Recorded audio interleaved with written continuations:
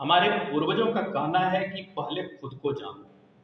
इसके पीछे उनका तर्क है कि जब तक हम अपने आप को पूरी तरह से नहीं जान लेते, तब तक हम अपने जीवन के उद्देश्य, जीवन मूल्यों और संबंधों को सही तरीके से कैसे समझेंगे। अर्थात हमारे लिए सबसे पहले यह आवश्यक है कि हम खुद को जानें, अपने जीवन मूल्यों को और संबंधों को समझने का प्रयास करें और फिर क्रमशः अपने जीवन उद्देश्य पर काम करें। मित्रों नमस्ते, मैं हूं आपका मित्र राम बच्चन और ग्रोथ गुरुकुल चैनल पर आपका स्वागत करता हूं।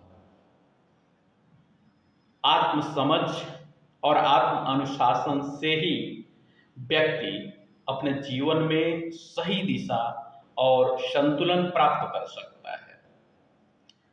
जब हम खुद को जानते हैं तो हम अपनी शक्तियों, कमजोरियों, इच्छाओं और भावनाओं को समझ पाते हैं, जिससे हम अपने जीवन में सही निर्णय ले सकते हैं।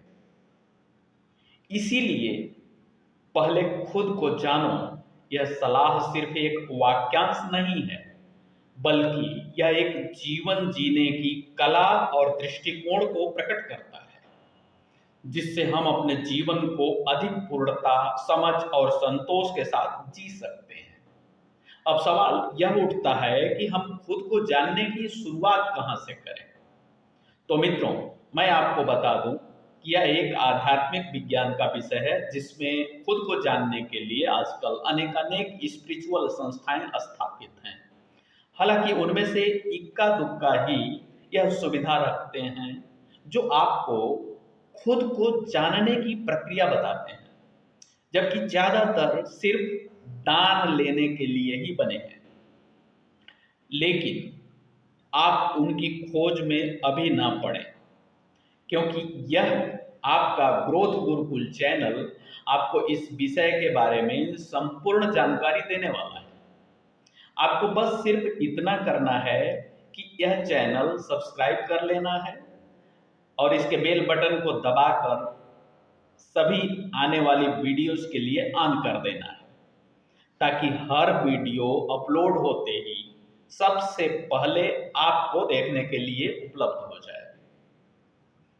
साथ ही आप अपने मित्रों और रिश्तेदारों को भी इस वीडियो को शेयर करें, ताकि वे भी लाभान्वित हो सकें।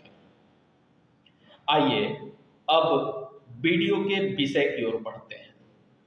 तो मित्रों, चूंकि हमारे वीडियो का विषय बहुत बड़ा और अत्यंत शक्तिशाली हमारे अवचेतन मन से जुड़ा है, और यहाँ हम अवचेतन मन की शक्तियों को जानने, समझने और उनका प्रयोग करके आजकल के दौर में उन्नति करना चाहते हैं। इसलिए हम यहाँ आत्म साक्षात्कार से जुड़ी गंभीर विषय पर चर्चा नहीं करेंगे, ये बाद में देखेंगे। लेकिन अभी के लिए सिर्फ सबसे पहले हम सबको खुद को आत्मा मानकर आगे बढ़ना है, ताकि हम अपने अवचेतन और चेतन मन की बातों तक ही खुद को सीमित रखते हुए चर्चा करें। अब क्योंकि जब तक हम खुद को शरीर के रूप में समझते हैं, तो हम अपने अस्तित्व के सबसे स्थूल और दृश्यमान भाग को ही महसूस कर पाते हैं। शरीर तो केवल हमारी भौतिक उपस्थिति है, जबकि हमारा असली अस्तित्व तो उससे भी अधिक गहन है। जब हम खुद को शरीर समझते हैं, तो हम सबसे पहला सहयोग सिर्फ और सिर्फ अवचेतन मन से ही प्राप्त कर सकते हैं, क्योंकि अवचेतन मन हमारे सभी शारीरिक प्रतिक्रियाओं, संवेदनाओं और आदतों का संग्रह है। यह हमें जीवन के रूटीन में सहयोग प्रदान करता है, जैसे कि चलना, खाना, साइकिल चलाना, अन्य दैनिक क्रियाएं करना इत्यादि। लेकिन अगर हम अपने आप को आत्मा के रूप में समझते हैं, तो हम अपने अस्तित्व के उस अमर और अविनाशी तत्व को महसूस करते हैं, जो शरीर से परे लेकिन संबंधित है। आत्मा को समझने से हमें चेतन मन और अचेतन मन दोनों से सहयोग प्राप्त होता है। चेतन मन हमें जागरूकता, समझ और विचारशीलता प्रदान करता है, जबकि अवचेतन मन हमें हमारे अदृश्य विचारों और भावनाओं का इंट्यूशन या संवेदन प्रदान करता है। इसलिए अगर हम अपने आप को आत्मा के रूप में समझते हैं तो हम अपने चेतन और अवचेतन मन के साथ एक गहरे संबंध में होते हैं और इससे हमें उनसे अधिक सहयोग प्राप्त होता है। आत्मा को समझना हमें एक उच्च स्तर पर समझ और संतुलन प्रदान करता है, जिससे हम अपने जीवन को अधिक समझदारी और जिम्मेदारी से जी सकते हैं।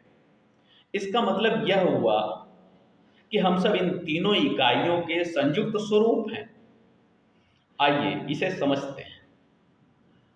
पहले आत्मा, फिर चेतन मन और अंत में अवचेतन मन, इन तीनों के आपस में संबंध और फिर एक दूसरे पर इन तीनों तत्वों का जो आपसी निर्भरता है उस पर बात करते हैं। आत्मा, चेतन मन और अवचेतन मन, इन तीनों का आपस में बहुत ही गहन संबंध है। आत्मा व्यक्ति की अदृश्य और अमर शक्ति है जो उसकी सच्चाई और मौलिक प्रकृति को प्रकट करती है। यह वह तत्व है जिसका जीवन और मौत के पार भी अस्तित्व हमेशा हमेशा बना रहता है। यही हम सबका अजर और अमर या अविनाशी स्वरूप है। वही हमारा चेतन मन हमारे संवेदनशीलता का और तार्किकता का वह भाग है जो हमें हमारे आसपास की जगत का परिचय कराता है। यह हमें विचार करने, निर्णय करने और क्रियाकलाप करने में जागरूक व संयुक्त रखता है। और हमारे अस्तित्व का जो तीसरा इकाई है वह है हमारा अवचेतन मन, जो हमारे अदृश्य और अज्ञात विचारों, भावनाओं और संवेदनाओं का अनंत समुद्र है। यह हमारे सभी पुराने यादों, अनुभवों, संवेदनाओं और विचारों का असीमित संग्रह है और हमारे व्यवहार एवं प्रतिक्रियाओं पर प्रभाव डालता है। इस तरह से हम पाते हैं कि हम यानी कि आत्मा, हमारा चेतन मन और हमारे अवचेतन मन का आपस में एक दूसरे पर बहुत ही गहन निर्भरता है। हम आत्मा हैं, यही हमारी वास्तविक सच्चाई है और यही हमारी मौलिक प्रकृति है। जब हम अपने चेतन और अवचेतन मन के साथ संपर्क में आते हैं तो हम अपनी आत्मा की गहराइयों को समझ सकते हैं। हमारा चेतन मन हमें जागरूकता प्रदान करता है, जबकि हमारा अवचेतन मन हमारे अदृश्य और अज्ञात विचारों और भावनाओं को प्रकट करता है। हम चेतन मन के द्वारा अपने अवचेतन मन की गहराइयों को समझ सकते हैं और उससे संपर्क साध सकते हैं। अब इससे आगे, चूंकि अवचेतन मन हमारे अदृश्य विचारों और भावनाओं का संग्रह है जो हमारी आत्मा की प्रकृति और इच्छाओं को प्रकट करता है, अतः जब हम अपने अवचेतन मन को समझ लेते हैं तो हम अपनी आत्मा की गहराइयों को भी समझ पाते हैं। इस प्रकार आत्मा, चेतन मन और अवचेतन मन तीनों ही एक दूसरे पर अत्यंत गहराई तक निर्भर हैं और एक दूसरे को पूरा करते हैं। इन तीनों का समझना और उन्हें सही तरीके से उपयोग करना हमें अपने जीवन में संतुलन और समझ लाने में मदद करता है। अब हम आगे विशेष रूप से अपने अवचेतन मन को और उसकी अनंत शक्ति के बारे में जानने की कोशिश करेंगे। यह हमारे मन का वह हिस्सा है जिसे हम सामान्यतः समझते ही नहीं, क्योंकि इस बारे में हमें बताया ही नहीं जाता, जिसकी वजह से हम इसे अनदेखा कर देते हैं। हमारा अवचेतन मन हमारा वह अस्तित्व है जो हमारे सोते समय भी जागरूक बना रहता है।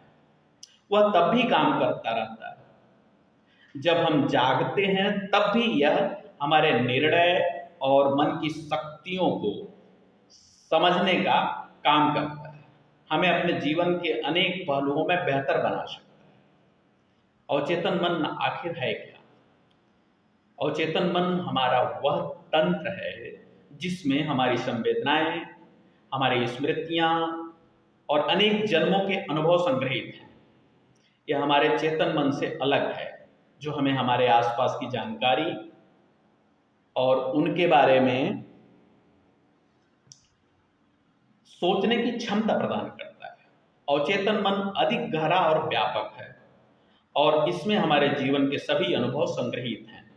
अवचेतन मन की शक्तियां अनंत हैं। जब हम किसी कार्य को बार बार करते हैं तो वह क्रिया हमारे अवचेतन मन में संग्रहित हो जाती है, जैसे चलना, बोलना, दौड़ना, साइकिल चलाना, ड्राइविंग करना इत्यादि। हमारे सपने अक्सर हमारे अवचेतन मन के विचार और भावनाओं का परिणाम होते हैं। ये संकेत हमें हमारी अंदरूनी भावनाओं और चिंताओं के बारे में जानकारी प्रदान करते हैं। अवचेतन मन को सकारात्मक और नकारात्मक दोनों प्रकार के सुझाव पर विश्वास होता है। वह दोनों में अंतर नहीं कर सकता। यही कारण है कि हमें इस तथ्य को जानकर और समझकर ही विचार करना चाहिए। अगर हम अपने आप को सकारात्मक सुझाव देना सीख लें तो हम अपने जीवन में सकारात्मक परिवर्तन भी ला सकते हैं। अवचेतन मन का सही उपयोग कैसे करें? अवचेतन मन की शक्तियों को समझकर और उन्हें सही तरीके से उपयोग करना सीखकर हम अपने जीवन को बेहतर बना सकते हैं। यह हमें सही निर्णय लेने में मदद करता है, हमारी समस्याओं के समाधान निकालता है और हमें अपने लक्ष्यों की प्राप्ति में मदद करता है। अंत में अवचेतन मन हमारे जीवन का एक महत्वपूर्ण हिस्सा है। इसे समझना और इसका सही उपयोग करना हमें अपने जीवन में सकारात्मक परिवर्तन लाने में निश्चित रूप से मदद कर सकता है।